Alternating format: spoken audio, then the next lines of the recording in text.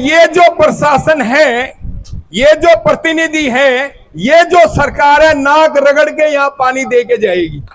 सरकार चयनित के लोगों ने भी तो बनाई, उन्होंने भी तो वोट दिए हैं। अगर हमारे वोट से वो प्रतिनिधि बनाया तो उसका सबसे पहला काम है, वो मना नहीं कर सकता, उसे देना ही देना पड़ेगा। अगर हमारी समस्या जायज है और वाजिब है और होने वाली है, यही बात हमने समझनी है और इन नेताओं को ये बात समझानी है। मैं यहाँ पे आप लोगों का जो धरना है, 2-3 बहुत जरूरी चीजें मैं कानून का आदमी हूं तो कानून की बात आपके सामने जरूर रखूंगा। इस भारत सरकार के अंदर या जो वर्तमान व्यवस्था है, उस व्यवस्था में भारत का जो नागरिक है वो मालिक होता है इस संविधान के मुताबिक, और संविधान से देश चलता है। तो आप लोग इतनी संख्या में बैठे हो, पहली बात आप एक लाइन की सुको कि आप भारत के नागरिक इस देश के मालिक हैं। ये संविधान की पहली प्रस्तावना या प्रियम्बल होता है धावना में कि आप अगर मालिक हैं तो जो शासन करने वाले हैं और जो प्रशासन चलाने वाले हैं उनको आपके पास यहां आना चाहिए, ये कानून कहता है। आप भारत के मालिक हैं, हम भारत के लोग, यहां से हमारा कानून शुरू होता है। हम भारत के लोग इस देश के मालिक हैं। जिसको आप वोट देके शासन में बिठाते हैं, अपना प्रतिनिधि चुनते हैं, वो आपका एक मैनेजर रूपी नौकर है शासन को चलाने के लिए। और जो प्रशासन है वो उन द्वारा लगाया हुआ इस नागरिकों के काम करने के लिए है। तो दोनों को यहां आना चाहिए, शासन को भी और प्रशासन को भी। और आप लोगों से मैं 2 गुजारिश करके जा रहा हूं, जब तक हमारी छोटी सी डिमांड है पानी की, अगर इन 75 सालों में ये शासन और प्रशासन जिसको हम वोट दे के बनाते हैं वो पानी भी नहीं दे पाता है, तो इससे ज्यादा तो वो हमारे लिए गलत क्या करेगा। और पानी जबकि पाइप यहां से जा रहा है और उसी में से हमें थोड़ा सा हिस्सा चाहिए अपने गांव के लिए, जो इतना बड़ा गांव है, अगर उसको ये पानी की व्यवस्था भी नहीं बना सकते तो किस प्रकार की सरकार है और किस प्रकार के सरकार के यहां प्रशासन के कर्मचारी अधिकारी हैं। उनके लिए बहुत ही शर्म की बात है कि वो हमारे गांव को पानी नहीं दे सक रहे हैं। अब मैं उसके लिए एक छोटी सी कड़ी आपको बता के जा रहा हूं। मैंने अभी पता किया एक भाई से कि आपका गांव, आपका ब्लॉक हांसी में पड़ता है। बहुत ध्यान से सुनने की बात है, इसको आराम से सोचना। आपकी पंचायती राज व्यवस्था के तहत सारे गांव का शासन प्रशासन चला करता है। उसी के तहत आपके पंच सरपंच बनते हैं, उसी के तहत ब्लॉक समिति बनती है, उसी के तहत जिला परिषद बनती है। अगर आपके ब्लॉक के सारे गांव अपना अपना रेजुलेशन पाए 2/3 बहुमत से, मैं वो कड़ी दे के जा रहा हूं जिसको आपने सोचना, समझना और लागू करके अपने हक को छीन लेना है। बगैर सरकार के और बगैर पैसे कोई काम नहीं हुआ करता है। तो मैं सरकार की बात आपको दे के जा रहा हूं। अगर आपका गांव रेजुलेशन पाता है 2/3 बहुमत से और आपके ब्लॉक के जो गांव है वो भी रेजुलेशन पाते हैं कि हां इस गांव को पानी मिलना चाहिए, और इसी प्रकार ब्लॉक से जिला परिषद आपका जिला भी हांसी है, वो भी ये रेजुलेशन पाता है कि हाँ गांव की बात बहुत सही है। तो ये जो प्रशासन है, ये जो प्रतिनिधि है, ये जो सरकार है, नाक रगड़ के यहां पानी दे के जाएगी। ताड़ी बजाना तो बहुत आराम की बात है, लेकिन इसको समझो आप। मैं दोबारा बता रहा हूं, अगर आपके गांव 2/3 बहुमत से रेजुलेशन पाता है पूरे हांसी ब्लॉक में, और हांसी ब्लॉक के गांव भी रेजुलेशन पाके आपके गांव की सहमति देते हैं, और इसी प्रकार से जिला परिषद, ये 3 टायर सिस्टम है पंचायती राज का, और तीनों जो हमारे पंचायती राज के इंस्टीट्यूशन है, तीनों के तीनों रेजुलेशन पाके इस गांव के लिए सहमति दे दें कि हाँ हर हालत से इस गांव को पानी मिलना ही मिलना चाहिए, तो वो हर हालत से जो सरकार है और उसके प्रतिनिधि हैं, वो यहां पे नाक रगड़ के आपको हाथ जोड़ के पानी दे के जाएंगे, अलग से आपकी लाइन लगा के जाएंगे। तो पहला काम आप मीटिंग में ये फैसला लो, जो सरदारी बैठी हुई है, जो जिम्मेवार बैठे हुए हैं, जो पढ़े लिखे थोड़े से लोग हैं जिन्होंने BMA कर रखा है, वो पंचायती राज PRI इंस्टीट्यूशन को समझें और उसको पढ़ें। अगर उसके किसी चीज की कमी समझ में नहीं आती है तो मैं 24 घंटे अवेलेबल हूं टेलीफोन के ऊपर, आप किसी वक्त मेरे से क्लियर कर दें, मैं दोबारा आ जाऊंगा, दोबारा आपसे मिलने आ जाऊंगा, दोबारा समझाने आ जाऊंगा। लेकिन इसको आप कड़ी को समझो। मैं ये एक छोटी सी समस्या जो है, इसी तरह से बहुत सारे गांव की समस्याएं हैं।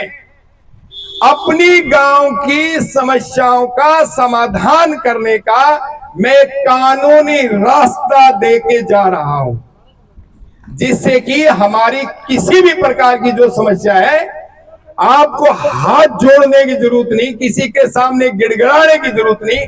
अपना हक आप लिखित रूप में केवल 2/3 बहुमत से रेजुलेशन पाके ले सकते हैं, विद गारंटी में दे रहा हूं, ऑन ऑथ दे के जा रहा हूं। एक इतना सीनियर अधिकारी रहते हुए मैं आपको बता रहा हूं ये बात, लेकिन ना तो नेता बताएगा ये बात और ना मेरा अधिकारी और कर्मचारी ये बात बताने को तैयार है, क्योंकि ये सब लोग आपके खून पसीने का जो टैक्स आप जमा करते हो, आपको ये तो पता लग गया कि आपके वोट से सरकार बनती है, लेकिन आपको ये सोचिए कि हर गरीब से गरीब आदमी रोटी कपड़ा मकान के बगैर नहीं रह सकता। अगर वो नहीं रह सकता तो उसके ऊपर उसे टैक्स देना पड़ता है। आप बाजार से अगर 1000 रुपए का सामान खरीदते हो तो उसका सामान की कीमत मुझसे के 250-300 रुपए होती है, और 700 रुपए उसके ऊपर टैक्स होता है सरकार का। ये हमारी है सरकार का लुटेरा सिस्टम, जो हमारे खून पसीने के पैसों को किस तरीके से ये 5 साल के लिए चाट जाते हैं।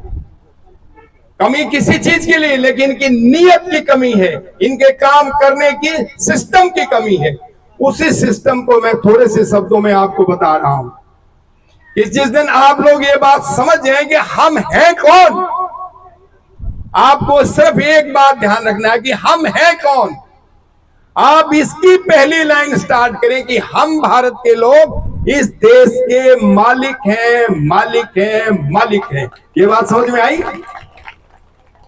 जिस दिन आप ये बात समझ जाओगे, उस दिन ये जो प्रतिनिधि वोट लेता है वो आपके हाथ जोड़ेगा, पैर जोड़ेगा, 5 साल 2 महीने हाथ जोड़ता है वो जो वोट लेने होते हैं। अब वो 5 साल आके बताएगा कि यस मैं इन मालिकों की वजह से इस सरकार में हूं और इनके खून पसीने के टैक्स से मुझे तनख्वाह मिलती है, मेरे बच्चों का पेट पलता है, और ये कर्मचारी अधिकारी जो DC SP बैठे हैं वो भी आपके ही टैक्स से रोटी खाते हैं, तनख्वाह लेते हैं। सरकार के पास कोई पेड़ नहीं है, फैक्ट्री नहीं है पैसे लगाने की, आपके जमा किए हुए टैक्स से ही वो सरकार चलाता है। तो आपका जो हक है वो PRI सिस्टम, पंचायती राज जो इंस्टीट्यूशन है, वो भारत का संविधान का 73वां संशोधन हुआ है, कानून बना है लिखित रूप में, ब्लैक एंड व्हाइट के अंदर कानून बना हुआ है। उस कानून को तहत मैं आपको ये बात बता रहा हूं कि आप इस विषय को एक बार समझ लें और समझने के बाद अपने हक को जान लें, और हक को जानने के बाद फिर हमें धरना प्रदर्शन की जरूरत नहीं पड़ेगी। केवल इसी पंचायत की दरी पे बैठ के आपने रेजोल्यूशन पाने हैं, और रेजोल्यूशन पर कितनी ताकत होती है 2/3 बहुमत की, कि वो कोई भी इंस्टीट्यूशन, कोई सरकार उसको छेड़ नहीं सकती, और अगर छेड़ने की कोशिश करेगी तो उसे मुंह की खानी पड़ती है। पहले लाइन से हम हाईकोर्ट में जाते ही जिस दिन वो मना कर देंगे, हाईकोर्ट 1 मिनट में उसको फैसला देना पड़ेगा कि यस, ये चैतन गांव का हक है, चैनत का, कि उनको पानी मिलना ही मिलना चाहिए और रेजुलेशन सही है। तो ये बात एक बार आप समझोगे तो फिर हमें हमारी समस्याओं का समाधान करने का एक रास्ता मिल जाएगा, जो रास्ता नेता और अफसर नहीं बताते।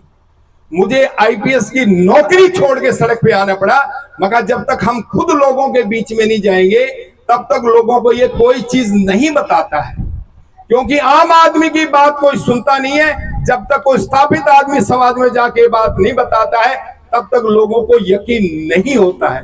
तब हम सब कुछ छोड़ के आप लोगों के साथ सड़क पे हैं। जहां कहोगे वहां आएंगे, जहां बुलाओगे वहां आएंगे, और जहां कहोगे वहां पैरवी करेंगे। लेकिन विषय को समझो, हम इनके साथ ये जो दूसरा सिस्टम हमने बना रखा है कि भी हम इनका ये करेंगे वो करेंगे। आप केवल अपनी कड़ी को समझो कि आपका हक क्या है और हक के अनुसार उसका सिस्टम क्या है।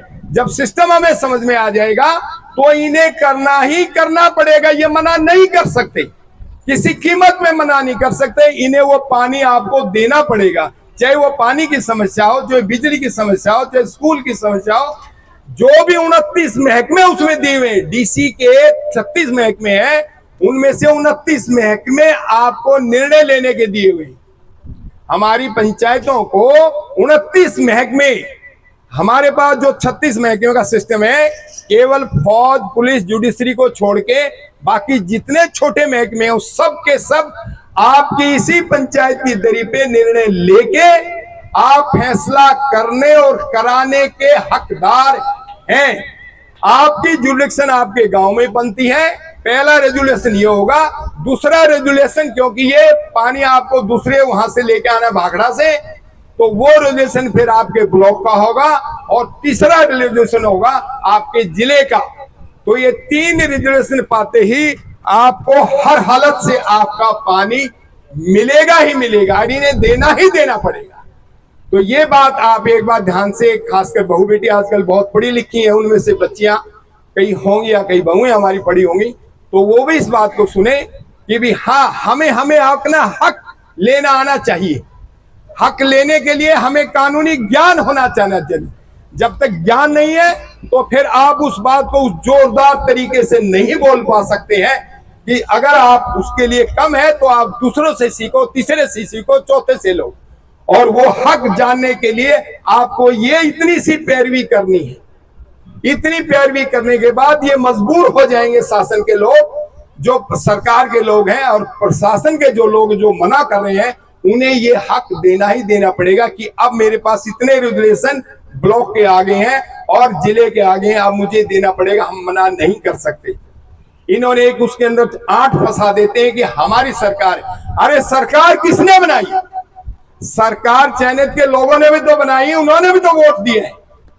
अगर हमारे वोट से वो प्रतिनिधि बनाया तो उसका सबसे पहला काम है, वो मना नहीं कर सकता, उसे देना ही देना पड़ेगा। अगर हमारी समस्या जायज है और वाजिब है और होने वाली है, यही बात हमने समझनी है और इन नेताओं को यह बात समझानी है कि आप हमारी चीज को मना नहीं कर सकते। हम जो कह रहे हैं वो आपको करना ही करना पड़ेगा। इतनी सी बात हमने समझनी है और इसी बात को सबको समझानी है। जिन भाइयों को भी इसमें थोड़ी बहुत कोई बात और बैठनी हो, लंबा टॉपिक है वो मैं फिर आराम से बता दूंगा, लेकिन एक गारंटी दे के जा रहा हूं आपके लिए, मुझे चाहे कितनी लड़ाई लड़नी पड़े, जहां तक जाना पड़े जाऊंगा मैं, लेकिन आपको पानी हर हालत से दिलवा के रहेंगे। धन्यवाद। Thank you. बहुत बहुत धन्यवाद आदरणीय रणवीर सिंह शर्मा आईजी सर, बहुत अच्छे कानून के बारे में आपने बात बताई। We are also trying to aware Thank you. About our fundamental right. हम भी